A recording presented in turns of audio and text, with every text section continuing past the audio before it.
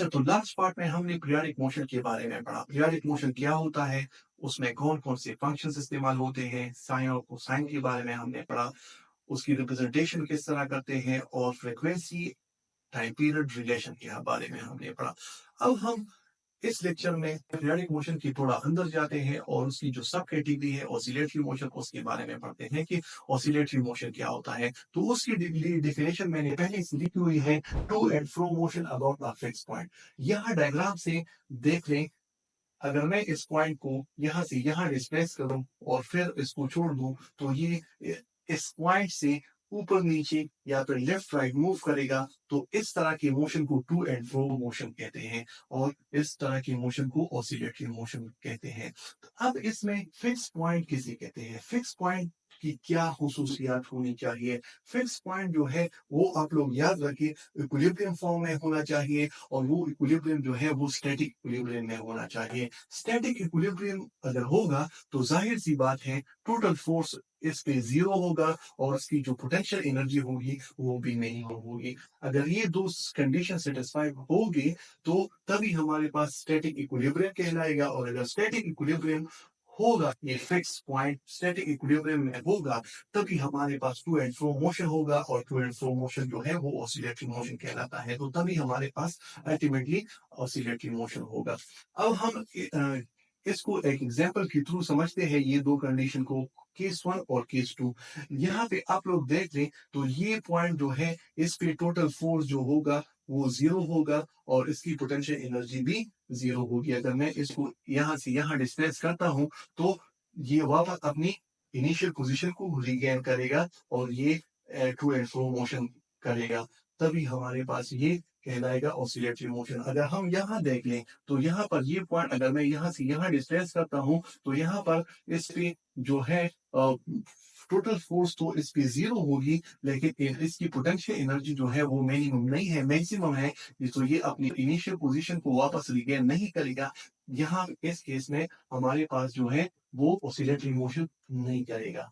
तो oscillatory motion की मैंने एक ये डायग्राम बनाई है, ये भी एक स्प्रिंग केस में ये डायग्राम है और साइन वेव की फॉर्म में मैंने ये डायग्राम बनाया हुआ है। तो ये सारे जो है ऑसिलेटरी मोशन है। अब अगर हम देखें इसमें कि अगर मैं इस बॉब को यहाँ से यहाँ डिस्प्लेस करता हूँ और उसे वापस जोड़ता हूँ, तब कौन सा फोर्स इस पे लगेगा जो ये यहाँ से यहाँ तक वापस आएगा। तो कौन सा फोर्स रिस्पॉन्सिबल है इस बॉब को यहाँ से यहाँ लाने तक, तो वो फोर्स कहलाती है रिस्टोरिंग फोर्स। और वो मैंने यहाँ पे लिखा हुआ है, ऑसिलेटरी मोशन जो है उसके लिए रिस्पॉन्सिबल फोर्स जो होगी वो एफ रिस्टोरिंग होगी। अगर मैं एक्स डिस्प्लेसमेंट कवर करता हूँ, यहाँ से यहाँ तक एक्स डिस्प्लेसमेंट कवर करता हूँ, मेन पोजीशन से एक बॉक्स को डिस्प्लेस करता हूँ, तो हमारे पास जो फोर्स लगेगी restoring force should be in opposite direction.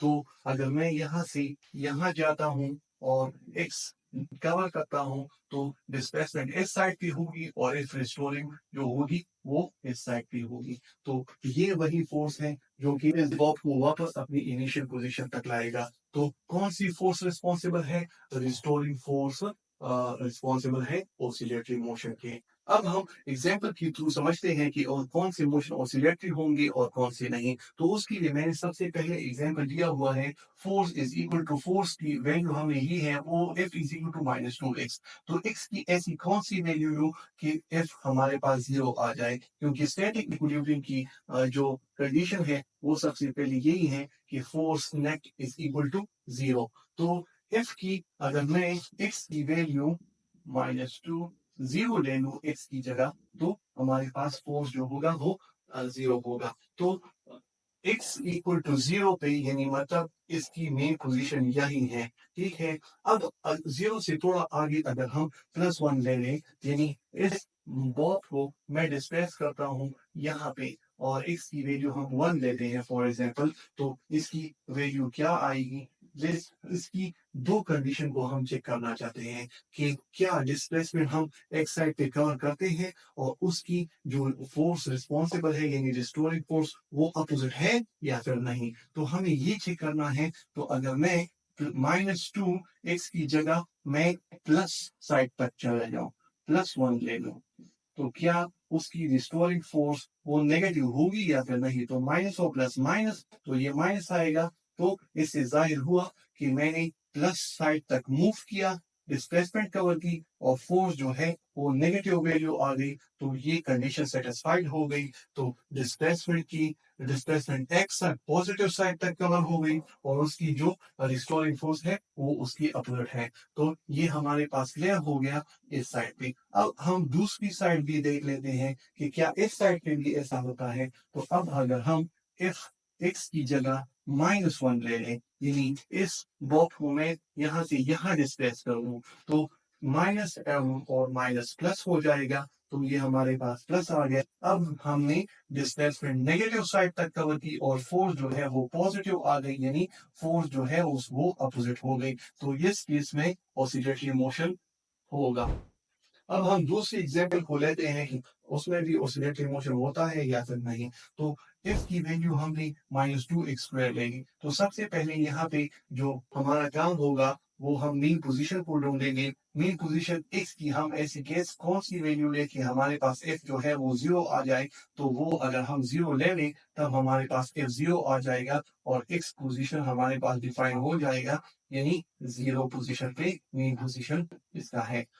अब अगर हम इसकी 0 से थोड़ा आगे यानी +1 ले लें, f is equal to -2x² is equal to -2 + 1 whole square, तो हमारे पास -2 आएगा।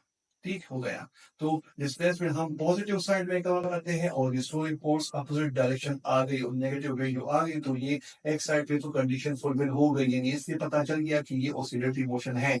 लेकिन चलिए दूसरी साइड भी देख लेते हैं कि क्या वो भी इस कंडीशन को फुलफिल करता है कि हम डिस्प्लेसमेंट को एक्स साइड तक कवर करते हैं और उसकी अपोजिट डायरेक्शन में रिस्टोरिंग फोर्स लगती है। चलिए देखते हैं। f is equal to -2x² main equation है, और -2x की जगह हमने यहाँ पर +1 लिया था, हम यहाँ पर -1 लेते हैं। तो देखते हैं ये माइनस और माइनस प्लस हो जाएगा, और फिर प्लस माइनस माइनस हो जाएगा। तो ये हमने देख ली कि यहाँ पर भी -2 आ गया। हम नेगेटिव साइड तक मूव करते हैं, डिस्प्लेसमेंट कवर करते हैं, और उसी साइड में ये रिस्टोरिंग फोर्स आ गया। तो ये तो कंडीशन फुलफिल नहीं हुई। तो इस साइड इस केस में हमारे पास ऑसिलेटरी मोशन नहीं हुई। अब हम थोड़ा कॉम्प्लेक्स एग्जांपल लेते हैं। तो x इज इक्वल टू, ये हमारे पास f की वैल्यू है। तो सबसे पहले मेन पोजीशन को ढूंढते हैं कि यहाँ पर कैसे x की वैल्यू हम क्या लें कि फोर्स हमारे पास 0 आ जाए। तो f की हमारे पास अगर 2 वैल्यू ले लें, तो यहाँ पर हमारे पास 0 आ जाएगा, और ये उसकी मेन पोजीशन को डिफाइन कर देगा। तो यहाँ पर 0 से मेन पोजीशन डिस्प्लेस हो गया 2 तक। अब 2 से थोड़ा आगे चले जाते हैं, यानी ये हमारे पास जो वैल्यू है x की वो 2 है। तो अब हम अगर हम यहाँ इस बॉक्स को यहाँ से यहाँ डिस्प्लेस करें और इसकी वैल्यू हम 3 ले लें फॉर एग्जाम्पल, तो अब हम इसको इस इक्वेशन में पुट करते हैं कि क्या इस वो कंडीशन फुलफिल होता है या नहीं। x की जगह हमने 3 ले लिया, -2, तो -3 - 2 1 क्यूब, और हमारे पास 1 आ गया। तो एक साइड से हमें पता चल गया कि हमने पॉजिटिव साइड तक मूव किया था, और नेगेटिव उसकी वैल्यू आ गई, रिस्टोरिंग फोर्स की वैल्यू हमारे पास वो नेगेटिव में आ गई। तो ये एक साइड से कंडीशन फुलफिल हो गया। अब हम 2 से थोड़ा पीछे आते हैं, और 2 से पीछे जो है 1 होता है। तो अब हम 1 पुट करते हैं इस इक्वेशन में कि क्या होता है, वो कंडीशन फुलफिल होता है या फिर नहीं। -x - 2 होल क्यूब, तो -x की जगह हमने 1 ले लिया, -2 और क्यूब, तो हमारे पास आ गया 1 - 2 -1 क्यूब, और हमारे पास -1 आ गया। तो यहाँ पर देख लें, इस साइड पे हमने जो डिस्प्लेसमेंट कवर की थी वो वन पॉजिटिव 1 की तरफ आ गई थी डिस्प्लेसमेंट, और उसकी फोर्स जो है उसकी वैल्यू फिर नेगेटिव आ गई। तो इस साइड इस केस में भी कंडीशन सेटिस्फाइड होता है, तो इस केस में भी ऑसिलेटरी मोशन पॉसिबल है। तो ये इसकी मेन इक्वेशन है, f is equal to -kxn।